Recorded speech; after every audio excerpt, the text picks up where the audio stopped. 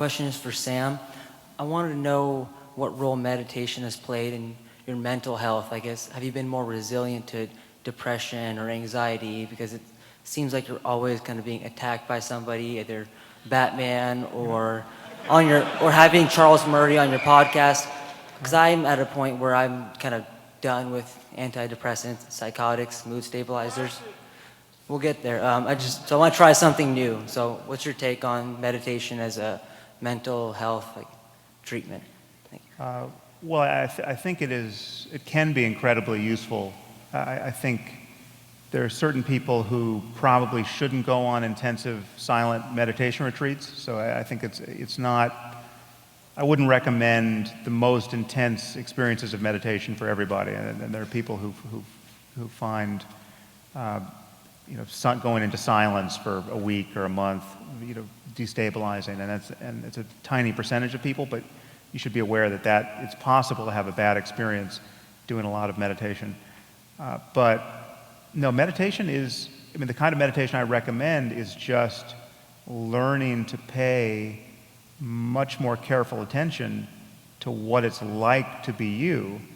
And when you pay attention, you begin to notice all of the ways in which you are suffering unnecessarily. So there's a very, the universe didn't have to be this way, but it just so happens there is a direct connection between seeing more of what is actually happening in your own mind and ceasing to suffer in many of the ways that are unnecessary. And so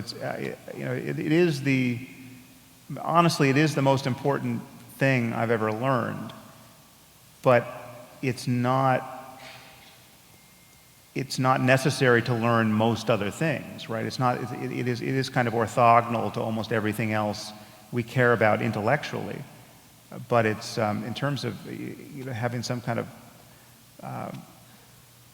it's not that I don't suffer in all of the ordinary ways I suffered before I learned to meditate, but the half-life of suffering, the half-life of something like anger or anxiety or embarrassment or fear or whatever the negative mindset is, it's cut way down, and also the behavioral consequences of those negative emotions the door is closed to those. I mean, when you think of the difference between being angry for 10 seconds and then actually letting it go, and being angry for an hour, right? It's an enormous difference, because in that hour you can get up to doing all kinds of life-deranging things on the basis of anger and feel good about doing those things, right? Because you damn well should be doing those things because you're pissed, right?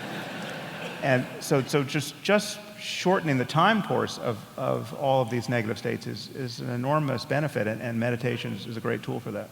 Although sometimes when I'm angry, that's when I'm most productive. Then you can. But I was wondering, sublimate it. I know the question was directed to Sam, but just for my curiosity, I don't know if Richard, have you explored meditation in the way that Sam's talking about at all?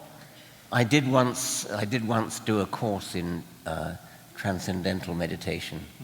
I'm sorry to say it did absolutely nothing for me. Well, on a somber note, I would argue that transcendental meditation, at least in some sense, killed Doug Henning, which will make me pissed off at transcendental meditation, at least until I can meditate to let go.